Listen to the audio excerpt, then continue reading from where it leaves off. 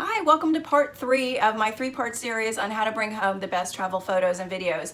Today's video, we're going to talk about everything related to good photo and video composition. I interviewed professional photographer Ralph Velasco, who has traveled the world, and he shared so many pearls of wisdom. I turned into this 3-part series. Let's jump right in.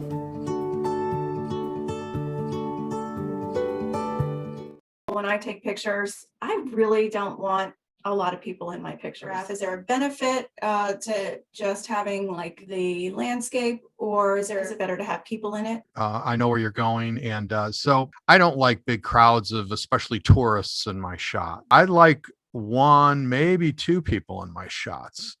That gives you that sense of scale. I love, those beautiful landscapes. And then maybe there's just one person out there. And that gives you an idea. Your viewers are like, oh wow, that's bigger landscape than I thought, or because they've got something to compare it to. But I also call it a human touch. And again, Yeah. it doesn't have to be a human necessarily, but it makes the viewer say, boy, what's that guy doing there? How do you get there? I want to be there. It almost puts them in the photograph. If it's a Right. local person that's dressed in the traditional wear that the local people do in that place, Hmm. I'm all for that. Yeah.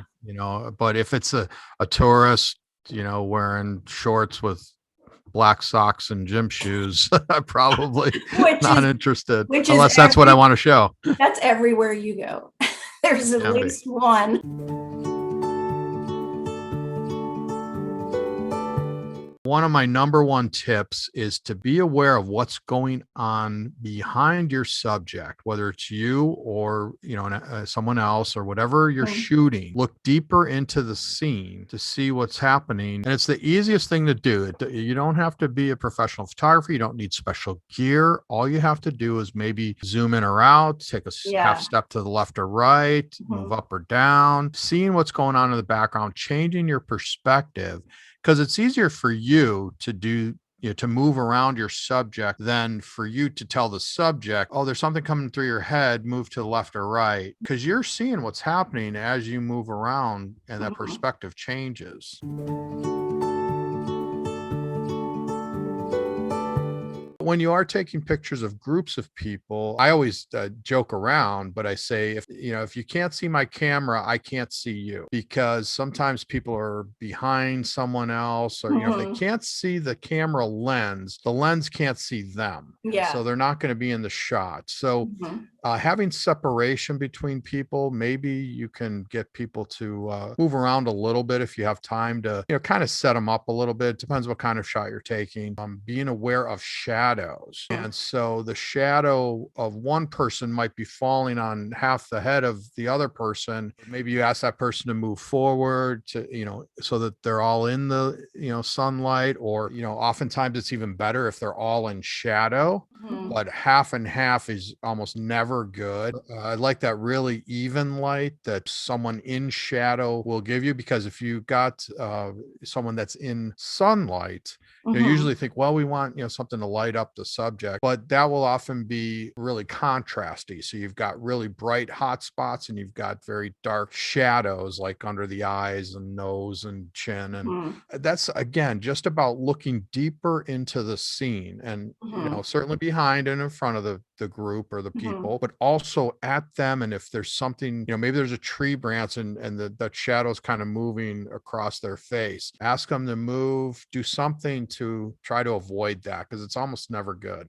Mhm. I think people forget to make sure that the light is in front of them. Otherwise, their facial features won't be distinguishable. So Yeah, if you got a real bright background, or someone's against a window and Mhm. it's real bright, the camera's going to want to knock down the exposure to even out that light, but then that's going to make anything that's in shadow even darker. Asking the subject to maybe turn around, move around if you can. I will often ask someone to move into complete shadow. Even light is what I'm Mhm. looking for. Do you ask permission when you're taking pictures of strangers? Photographing people can be very difficult. It can be a little bit stressful. It's Mhm. also a very cultural thing. Mhm. Are the people open to being photographed? Do they expect to be tipped?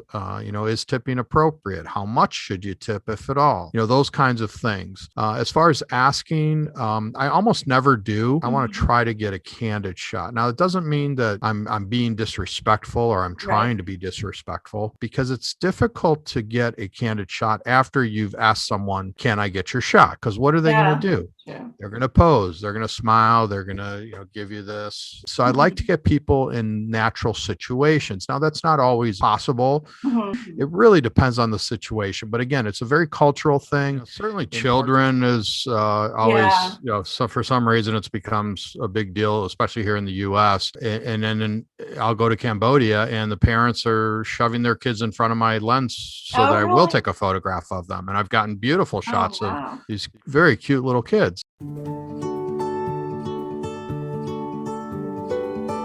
As travel photographers, we want to come back with a wide variety of images that tells the story of the place. And I think most people that travel do.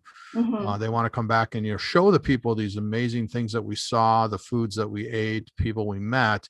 So the shot list is 52 different categories, everything from architecture, people, but also night scenes and Mhm. interiors and recreation. And it's just meant to inspire you to think of these different types of shots that you should be getting in a place that Mhm. help to tell that story. I have your list, and I'm very excited to go on a trip where I can start checking those off and making Yeah. sure I have a wider variety of pictures when I come back than I normally do.